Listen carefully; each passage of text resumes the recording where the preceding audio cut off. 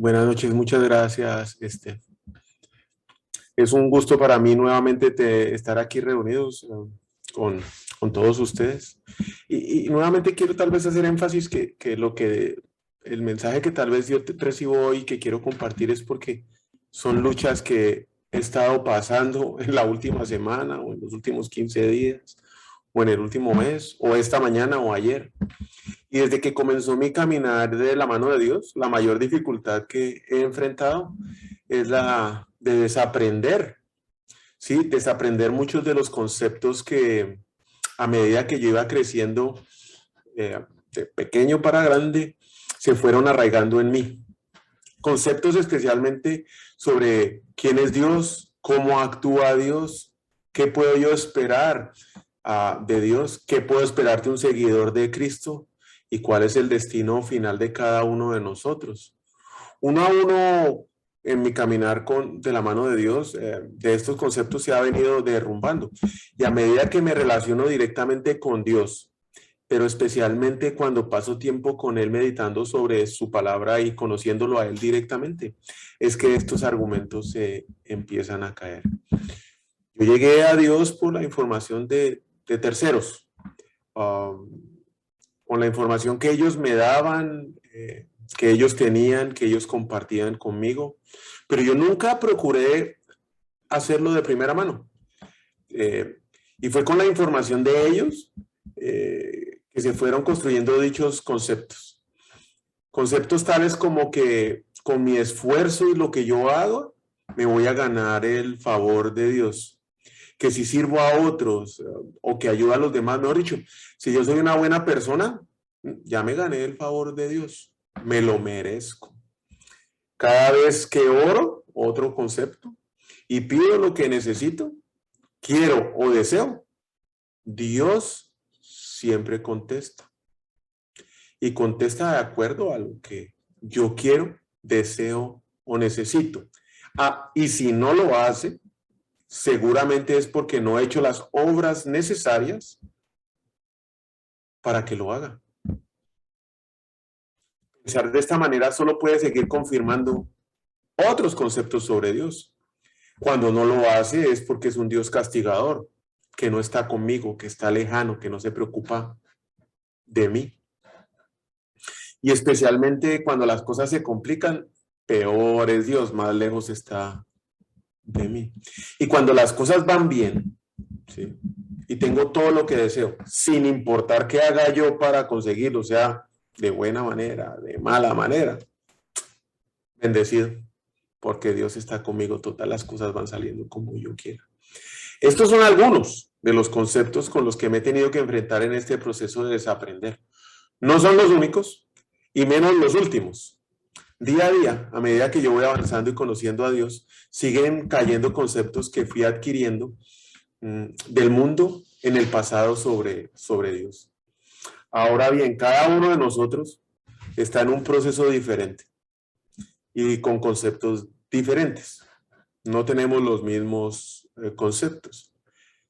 Y cuando nosotros abrimos nuestro corazón a Dios, abrimos las puertas de par en par y le permitimos a Jesús que tome el control de nuestras vidas, Él con amor nos va llevando por un camino con el objetivo final de que cada día nos parezcamos más a Él, a Jesús. Dios, de lo cual hoy sí estoy completamente seguro y convencido, no disfruta vernos pasar por el dolor, la pérdida o el fracaso. Él ama, por el contrario, vernos crecer en ese proceso de transformación. Que si es fácil, no, eso es otra historia. Sin importar en qué parte del viaje usted esté hoy, cómo se encuentre y cuáles sean esos viejos conceptos que tiene de Dios, si usted abrió su corazón y está permitiendo que Jesús trabaje dentro de usted, desaprender se va a volver una parte vital del proceso, que solo se logra a medida que nosotros conocemos más y más de Dios de forma directa, sin intermediarios, por medio de su palabra, y especialmente en esos tiempos de intimidad con Él cuando nos quedamos meditando sobre su palabra. Algo que sí tengo claro es que con Dios no es solo teoría, ¿sí? No es como esos asesores que uno contrata para ver cómo mejora el negocio y uno le pregunta al asesor, mire, señor asesor, ¿y usted ha hecho negocios? No, pero le voy a decir cómo hacerlo mejor. No, no, con Dios no es solo teoría.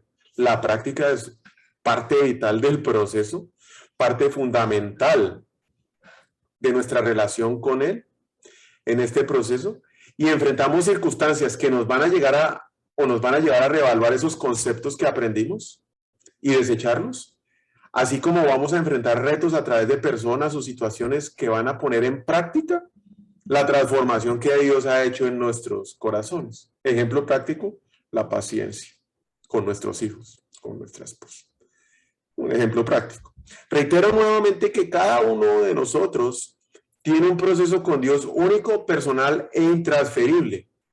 Y escuchar a los demás que están en este proceso y comprometidos con Dios y que testifican del amor de Dios en sus vidas y lo que Dios ha hecho dentro de ellos y cuál ha sido su transformación, solamente a mí me ayuda, bueno, a mí y a todos nosotros nos ayuda a mantenernos firmes en nuestros procesos. En mi caso particular, escuchar a los demás que están pasando este tipo de procesos con Dios, en donde Dios está transformando sus vidas y todas sus vidas han sido cambiadas, lo que hace en mí es que digo, bueno, mi proceso está yuca, está complicado, está difícil, pero más me aferro a Él. Mi fe aumenta y convencido estoy de que la obra que Él inició conmigo la va a terminar.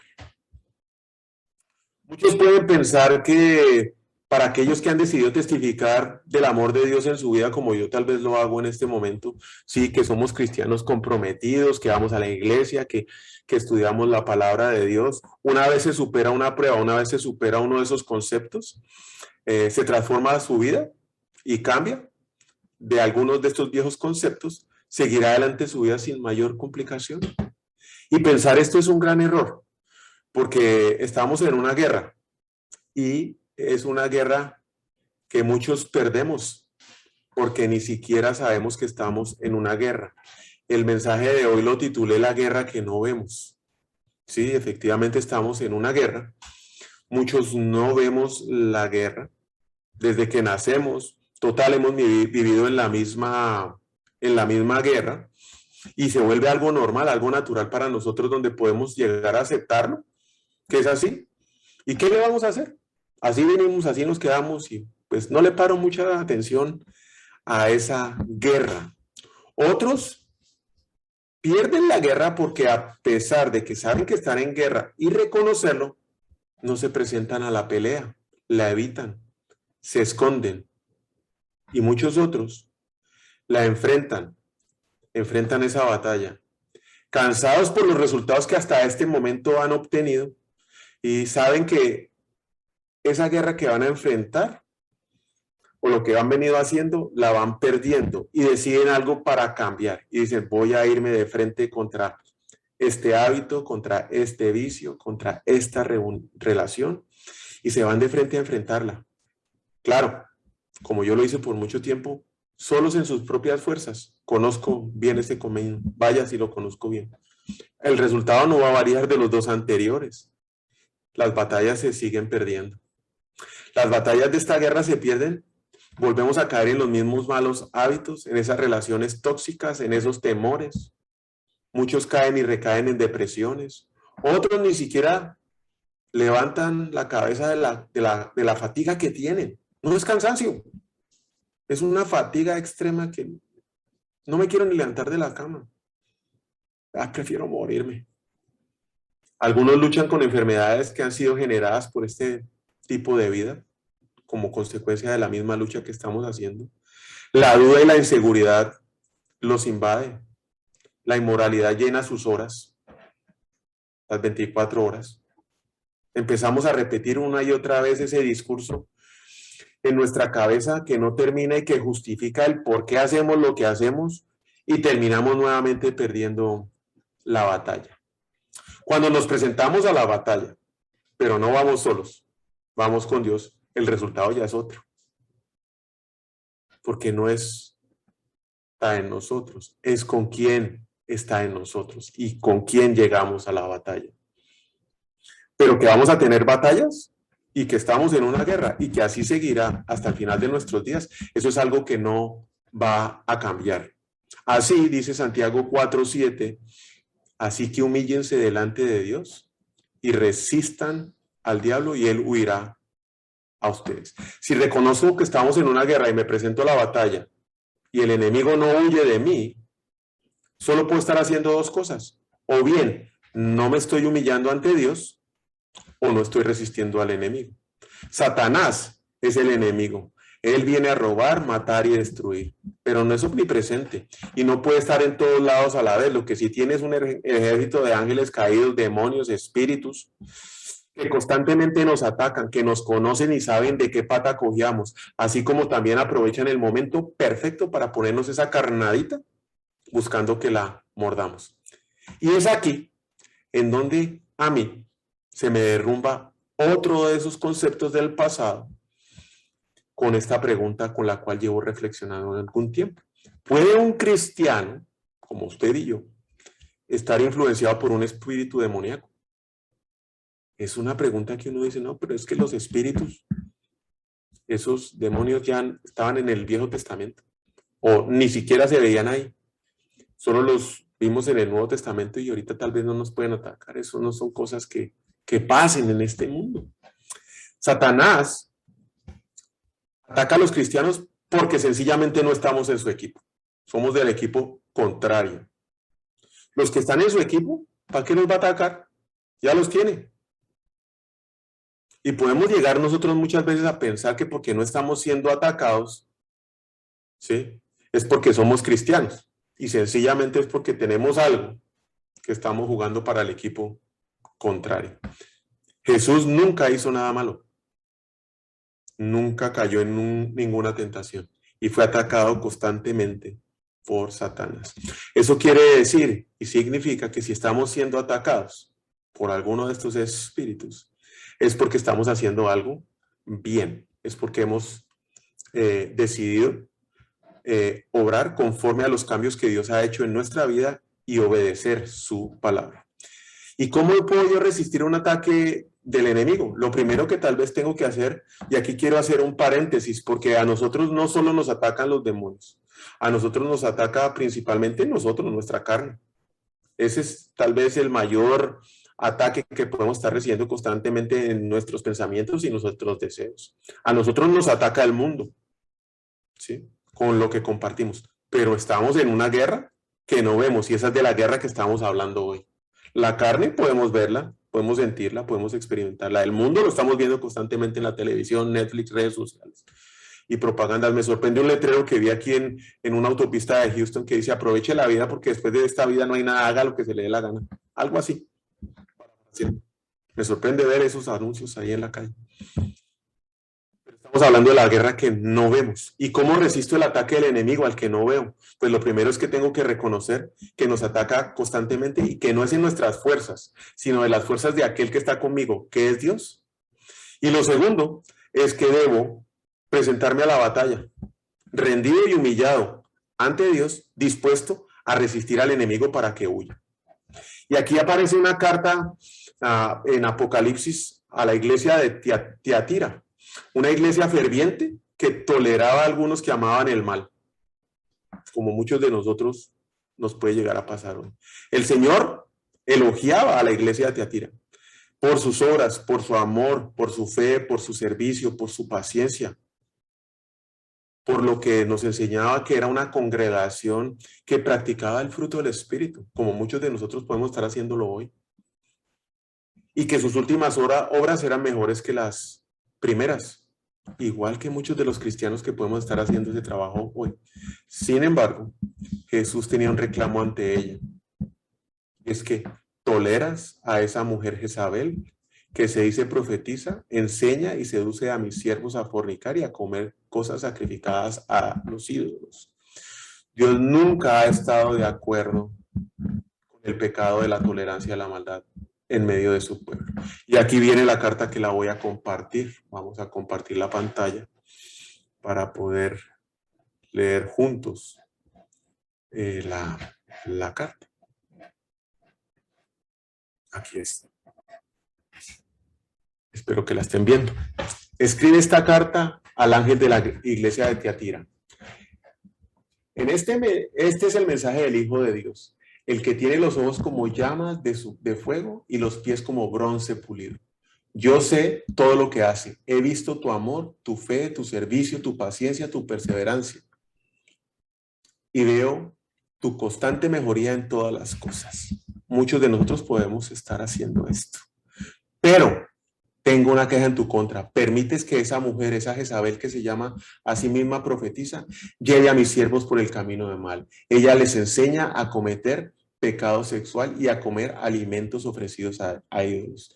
Le di tiempo para que se arrepintiera, pero ella no quiere abandonar su inmoralidad. Por lo tanto, la arrojaré en una cama de sufrimiento y los que cometan adulterio junto con ella sufrirán terriblemente, a menos que se arrepientan y abandonen las maldades de ella. Heriré de muerte a sus hijos, entonces todas las iglesias sabrán que yo soy el que examina los pensamientos y las intenciones de cada persona. Y le daré a cada uno de ustedes lo que se merezca. Pero también tengo un mensaje para el resto de ustedes en Tiatira. Los que no han seguido esta falsa enseñanza, y aquí viene la gracia de Dios, verdades más profundas que ellos llamaban una realidad profunda de Satanás, no les pediré nada más, solo que no sigan esa enseñanza, solo que retengan con firmeza lo que tienen que, hasta que yo venga. A todos los que salgan vencedores y me obedezcan hasta el final, les daré autoridad sobre las naciones. Gobernarán las naciones con vara de hierro y las harán pedazos como si fueran ollas de barro. Tendrán la misma autoridad que yo recibí mi Padre. Y también les daré la estrella de la mañana. Todo el que tenga oídos para oír debe escuchar al Espíritu y entender lo que dice. Ahí es de esa manera como operan los espíritus. Y podemos decir que si dos personas toman trago en exceso, ¿sí? Y uno es no cristiano y el otro es cristiano, podemos llegar a afirmar, no sé si lo podemos llegar a hacer, que al no cristiano ese espíritu del trago no lo va a influir, que porque es cristiano, ¿sí? No va a estar bajo la influencia del alcohol, solo porque es cristiano, ¿cierto que no? Va a influir igual al cristiano que al no cristiano. Y aquí tienen en los estados un término para esa condición. Cuando usted maneja borracho y lo paran, le dicen tome su DUI, Driving Under Influence. Nadie en ninguna parte dice es que él es cristiano, entonces no bajo la influencia. No, igualito. Lo paran, tome su ticket y pague las consecuencias. De una sale a pagar consecuencias. Cristiano o no cristiano. Si usted consume exceso de alcohol, está bajo la influencia del alcohol. Y si consume pornografía, cristiano o no cristiano, consume pornografía, está bajo esa influencia. ¿Y qué me dice la drogadicción? El adulterio, el orgullo, la mentira, la soberbia, el chisme, la murmuración. Todos esos espíritus atacan por igual al cristiano y al no cristiano. Y para no hacer la historia muy larga, a Pedro le pasó. Cuando Jesús les preguntó a sus discípulos si sabían quién era él, Pedro salió y dijo, claro que sé, si tú eres el Hijo de Dios. Y así se lo dijo de frente. Pero unos versículos más tarde, bajo la influencia de Satanás, Jesús le dice a Pedro, y le dice de esta manera, Jesús se dirigió a Pedro y le dijo, aléjate de mí, Satanás, representas una trampa peligrosa para mí. Ves las cosas solamente desde el punto de vista humano y no desde el punto de vista de Dios. Si eso le pasó a un hombre de Dios que caminaba con Jesucristo, ¿será que a nosotros no nos va a pasar? Pues muchos pueden pensar inclusive que muchos cristianos pues pueden llegar a pensar que inclusive los demonios hoy no representan ningún peligro en nuestras vidas, que tampoco se presentaron en el Antiguo Testamento y solo cuando estuvo Jesús en la tierra los echó fuera y que por eso tampoco es que pueden ser atacados por ellos. Y la palabra de Dios sí hace referencia tanto en el Antiguo Testamento como en el Nuevo Testamento y deja constancia de lo que va a pasar en nuestros tiempos sobre el tema de los espíritus. Y vuelvo a compartir la pantalla para que me acompañen a leer.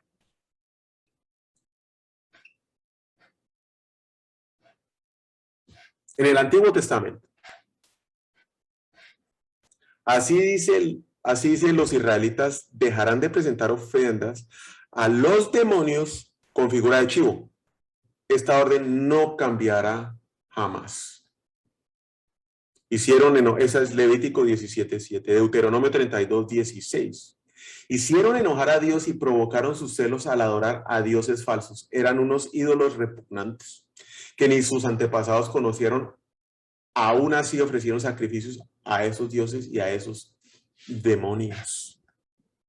Salmo 106:37. Eligió a 12 de ellos para que lo acompañaran. 106, 37, 38. Marcharon la tierra a derramar sangre inocente, entregaron a sus hijos y a sus hijas como ofrenda a los demonios. En el Nuevo Testamento, Jesús recorrió toda la región de Galilea anunciando las buenas noticias en las sinagogas y en cada pueblo y expulsando demonios. Marcos 3, 14 y 15. Eligió 12 de ellos para que lo acompañaran siempre y enviarlos a anunciar las buenas noticias. A los 12 los llamó apóstoles y les dio el poder para expulsar de la gente a los demonios. Hechos 16, 16. Sucedió una vez cuando íbamos a un lugar de oración que se encontraron con una muchacha poseída, y esto ya son los discípulos, poseídas por un espíritu de adivinación. Una esclava que adivinando daba de ganar mucho a sus amos. Hechos 16, 18. Continúa la historia.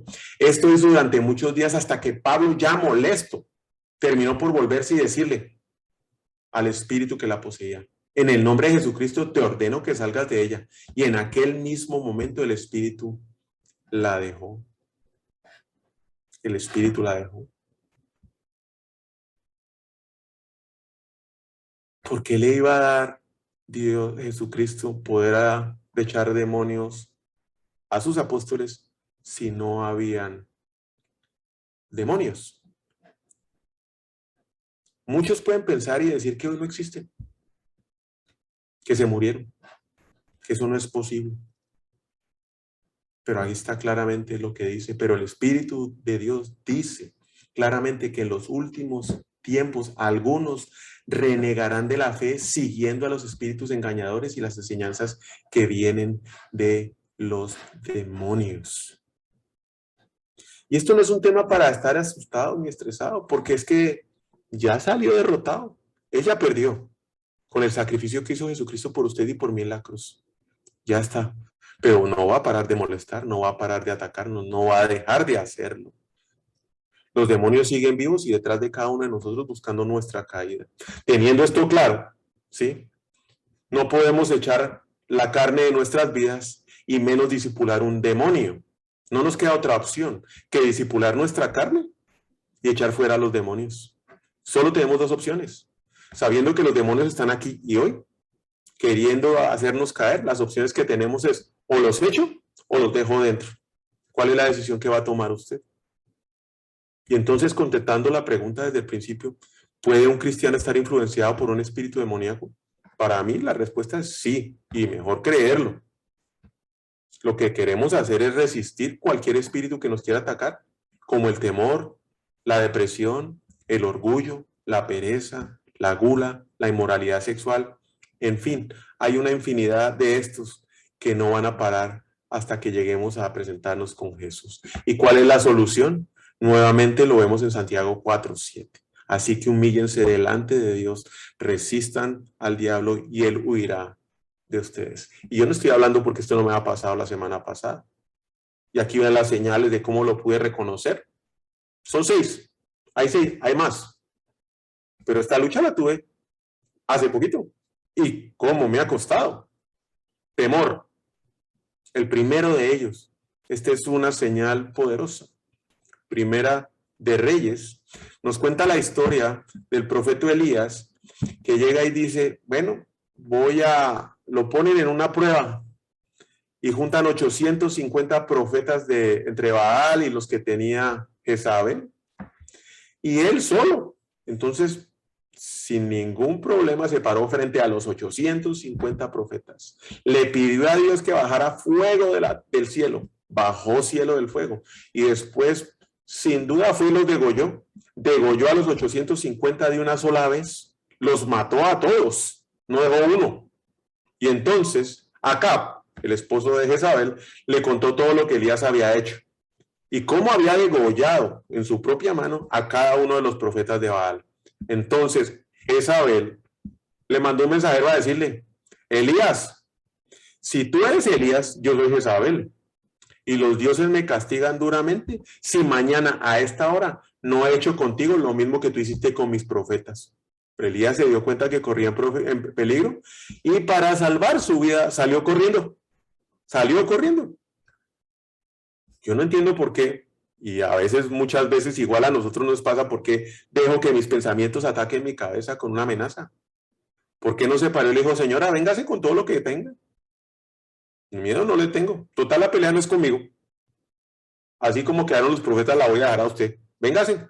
¿Por qué nosotros muchas veces no cogemos ese temor y lo atacamos de esa manera y hacemos exactamente lo que hizo Elías, salir corriendo? Si este hombre de Dios que acaba de degollar 850 profetas salió corriendo por su vida, no nos demos duros en la cabeza nosotros, porque igual, si estamos teniendo miedo, tenga seguro que eso es un ataque de un demonio volviéndonos locos una cabeza. 2, la depresión. Elías salió corriendo y luego él se fue hacia el desierto y caminó durante un día hasta que finalmente se sentó bajo un árbol. Era tal su deseo de morirse que dijo, basta ya, Señor, quítame la vida. Pues yo no soy mejor que ni mis padres. Cuando nosotros llegamos a tener esos pensamientos suicidas que queremos acabar con nuestra vida, lo más seguro es que estemos bajo un ataque. Y muchos cristianos pueden llegar a sentir ese tipo de pensamientos, cristianos y no cristianos. Y eso no significa que uno sea una mala persona o que algo está mal con uno. Estamos bajo un ataque.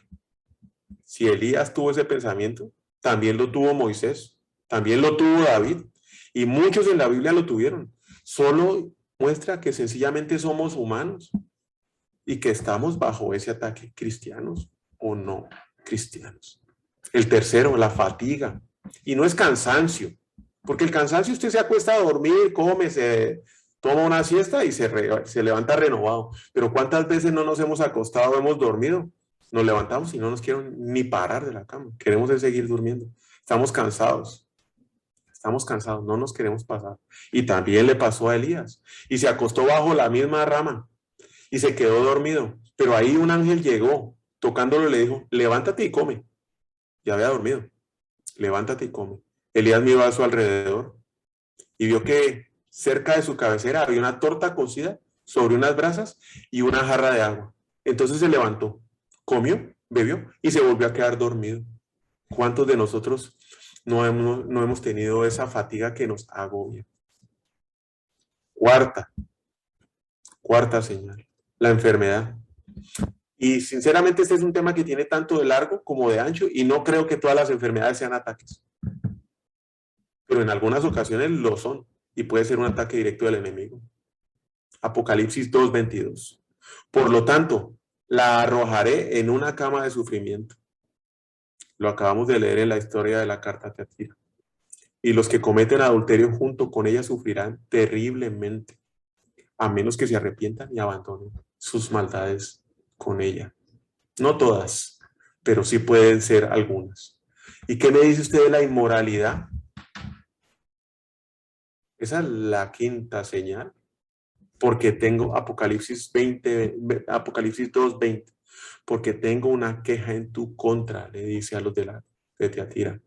Permites que esa mujer, esa Jezabel, que se llama a sí misma profetisa, lleve a mis siervos por el mal camino. Ella les enseña a cometer pecado sexual y a comer alimentos ofrecidos a los ídolos. Cuando pasamos por periodos de una gran tentación sexual, que incluso pueden durar años o toda la vida, y que cada vez nos tientan más, eso sí es un espíritu demoníaco atacándonos, dándonos duro, dándonos duro, dándonos duro. Y el mejor camino que nosotros podemos llegar para atacar esto es rodearnos de personas que nos ayuden, pero que especialmente sepan que estamos siendo atacados y de la lucha que tenemos. Y muchas veces como hombres nos cuesta aceptar o contar este tipo de cosas, pero que nos ayuden en oración. Pueden ser amigos que incluso puede llegar a ser nuestra esposa o nuestro esposo, para que no exista esa inseguridad. Difícil hacerlo, pero creo que es el mejor camino. Porque la seducción llama a la puerta a alguien de una forma para que siga el camino. Lo atrae intencionalmente y es que así es como hacen los demonios. No hagas nada malo vos. Solo mira esa paginita. No pasa nada, solo mira. Abrís el link. No te estreses. No va a pasar nada, nadie se va a enterar. Solo escribile, salúdala. Saluda a esa persona. No le digas nada. No, total, no tiene ninguna intención y no tiene nada, pero averigua cómo está. De pronto necesita tu ayuda. Y ahí es donde arranca la esclavitud. Y ni cuenta nos damos. Quedamos amarrados. Sexta señal, la inseguridad. Y si lucha con la inseguridad, puede ser señal de un ataque.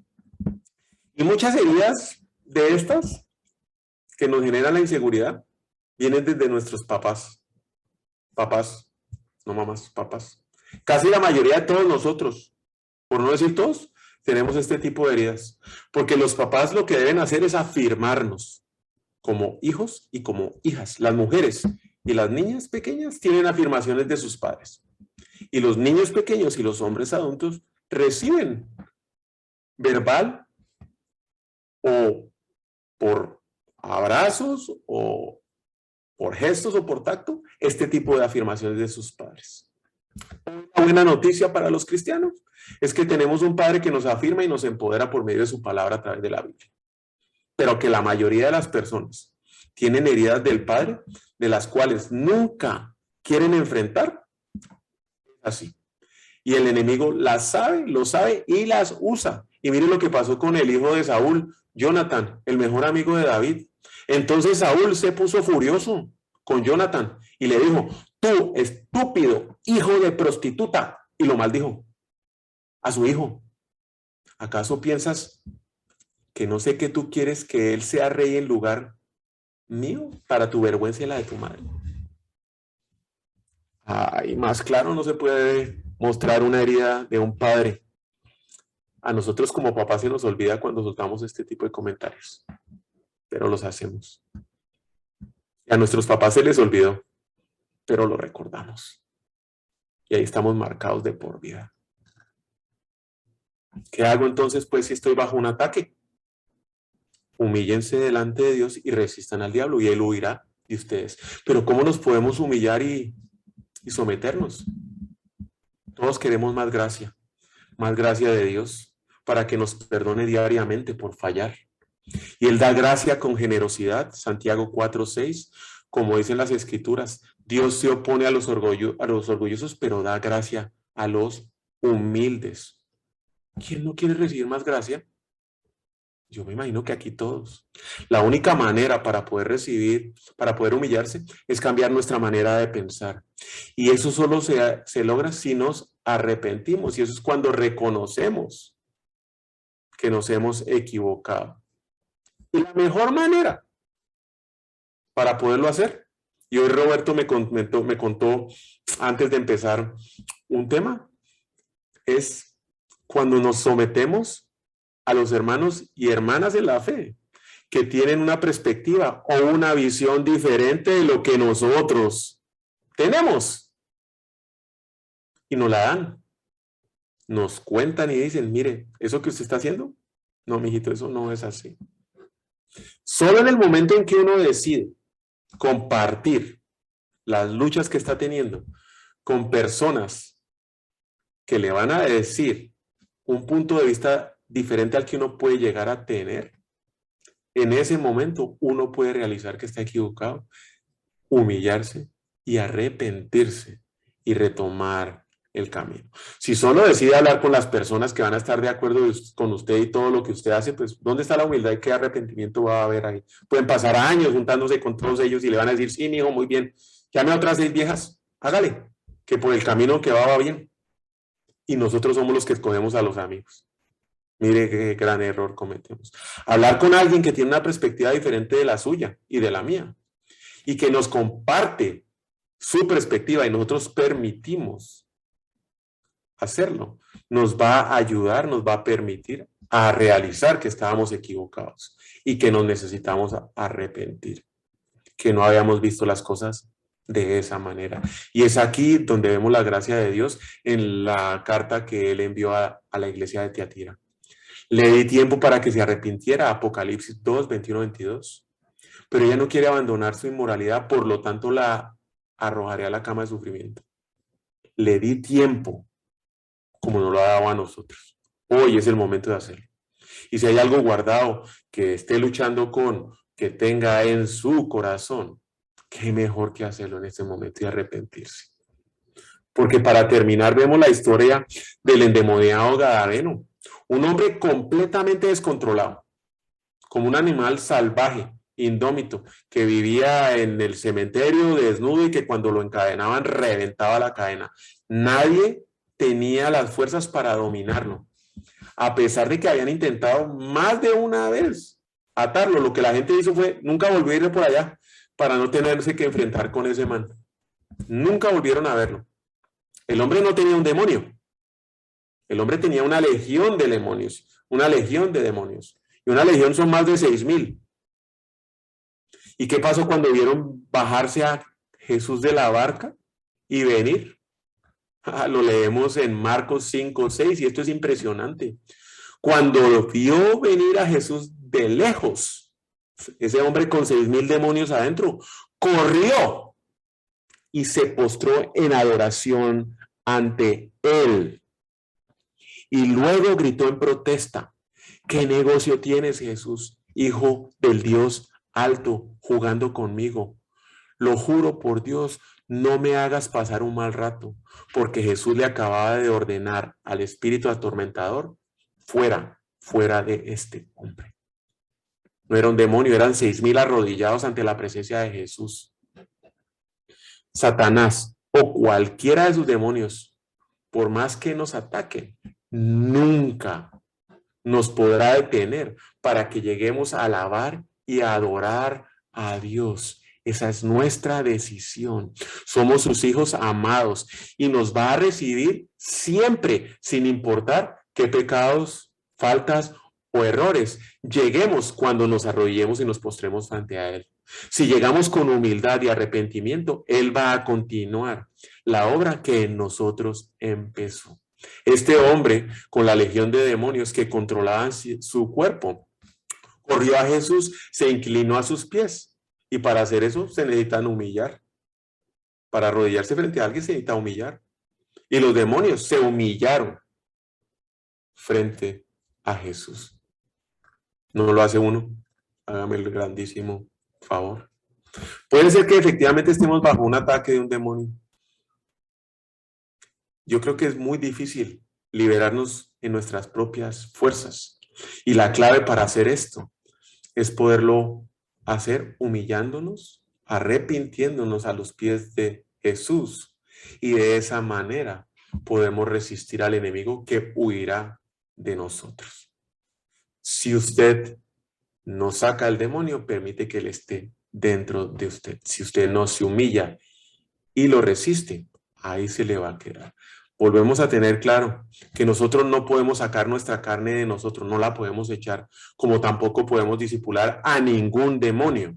Lo que sí nos queda por hacer, y sí podemos hacer, es disipular nuestra carne y echar fuera a cualquier demonio. Yo los invito, si hay algo dentro de ustedes hoy que de alguna forma no lo hayan podido confesar, lo hagan y se lo entreguen a Jesús en humildad